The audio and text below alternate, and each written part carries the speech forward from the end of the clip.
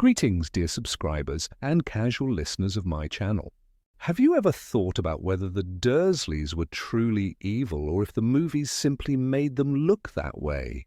What if the truth about them was much more complicated and they weren't the heartless monsters we've been led to believe?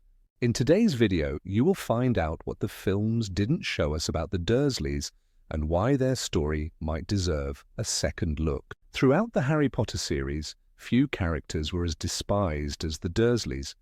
The ordinary Muggle family that raised Harry was portrayed as cruel, petty, and even abusive. Thanks to the movies, they stood alongside villains like Dolores Umbridge and Draco Malfoy, despite committing far fewer actual crimes. I won't say they were perfect, but maybe they weren't as bad as we thought. It's time to set the record straight and uncover their real story, the one that was mostly left out of the films. So grab your favourite Muggle tea and let's dive in. The Dursleys before Harry Potter. Petunia Dursley was the older sister of Lily Potter, Harry's mother. As children, they were close, but everything changed when Lily was revealed to be a witch and accepted into Hogwarts. Petunia dreamed of joining her sister in the magical world, even writing to Dumbledore begging for a chance to study magic. But she was a Muggle and her wish was impossible.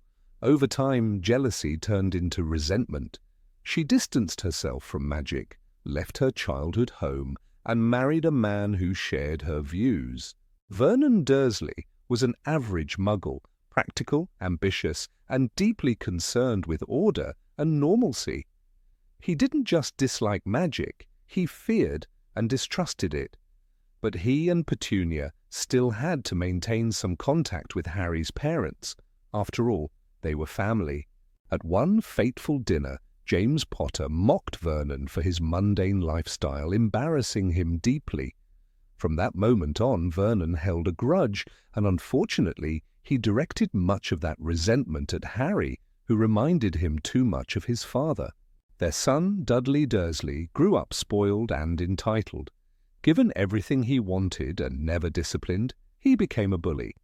But as we'll see later, even Dudley wasn't beyond redemption. Why the Dursleys disliked Harry? Their mistreatment of Harry wasn't random. It had reasons, even if they weren't good ones. Petunia resented Harry because he represented everything she had once wished for, but could never have.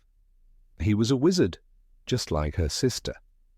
He was kind, intelligent, and strong, qualities that made her own son look worse in comparison. And perhaps, deep down, she feared that his presence would bring danger to their home. Vernon disliked Harry because he was the spitting image of James Potter, the man who had humiliated him years ago. That bitterness never faded. And as for Dudley, he bullied Harry simply because he had never been taught otherwise. He was a child raised without boundaries, and hurting others made him feel powerful. Were the Dursleys truly evil? Despite everything, I wouldn't say they were outright villains. Here's why. The Dursleys tried to keep Harry away from the dangers of the magical world.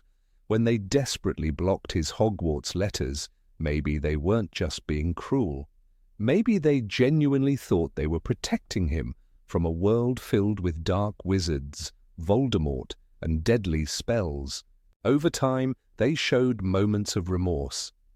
Petunia stopped Vernon from throwing Harry out after the Dementor attack, and in their final goodbye, she hesitated, as if she wanted to say something meaningful, but couldn't find the words.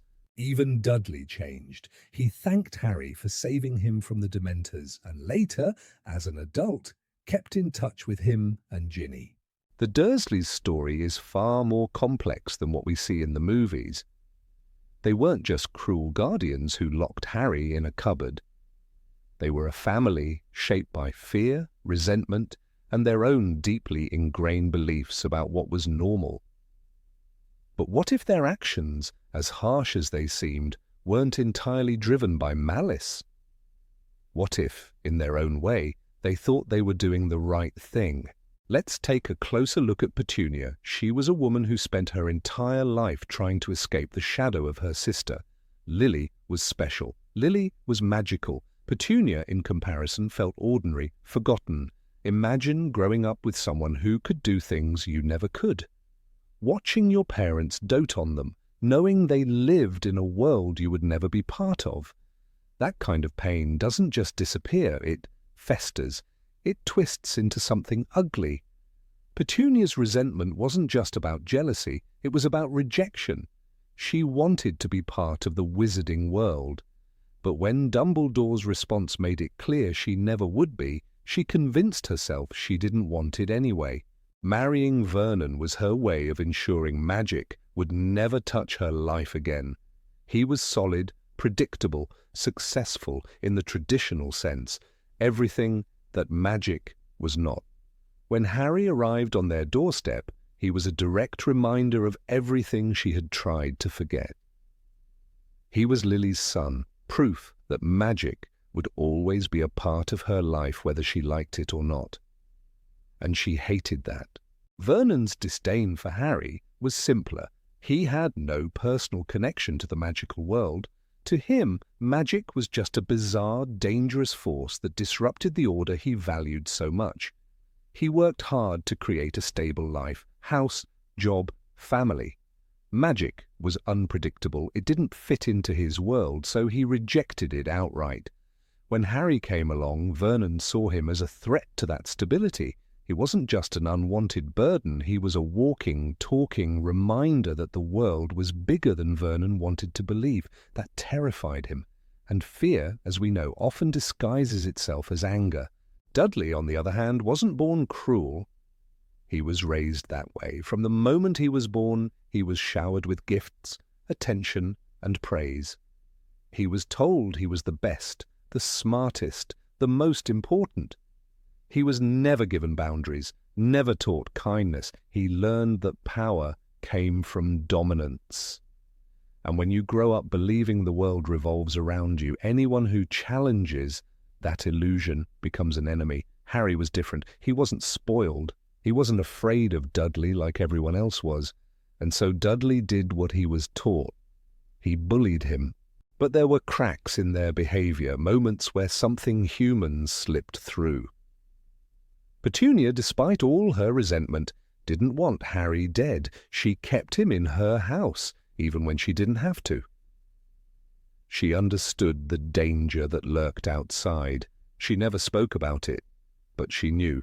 That's why she let Dumbledore's protection remain. She may not have shown him love, but she gave him safety. And that, in its own way, was an act of care. Then there was the moment before they left. The moment that wasn't in the movies. Petunia turned to Harry as if she wanted to say something. For the first time, her usual sharpness was gone. She hesitated, and then, just like that, the moment passed. She walked away. But what would she have said if she had allowed herself? An apology? A confession? We'll never know. And what about Dudley? The boy who once laughed at Harry's misery was the only one to show him real gratitude before they left. He didn't have to say anything. But he did. I don't think you're a waste of space. For Dudley, that was monumental. It was an admission that he had been wrong, that he had changed. Later in life, we know that Dudley reached out. He wanted to maintain contact with Harry, and Harry, despite everything, responded. There were visits, letters, small signs that in the end, family still meant something. Even Vernon, for all his bluster, never went as far as he could have. He could have abandoned Harry entirely. He could have refused to take him in, but he didn't. He may have treated him poorly, but he still kept him under his roof. It's easy to see the Dursleys as villains, and in many ways they were, but people are rarely just one thing. They were flawed, frightened, and shaped by their own pasts. Petunia wasn't just cruel, she was a woman who had spent her life feeling like she was second best. Vernon wasn't just heartless, he was a man who valued control and felt threatened by what he couldn't understand. Dudley wasn't just a bully, he was a child who was never taught right from wrong. And in the end, they changed. Not completely, not in a way that erased their past mistakes, but enough to prove that they weren't beyond redemption. So, were the Dursleys truly evil, or were they just ordinary people blinded by their own fears and mistakes? That's for you to decide. Let me know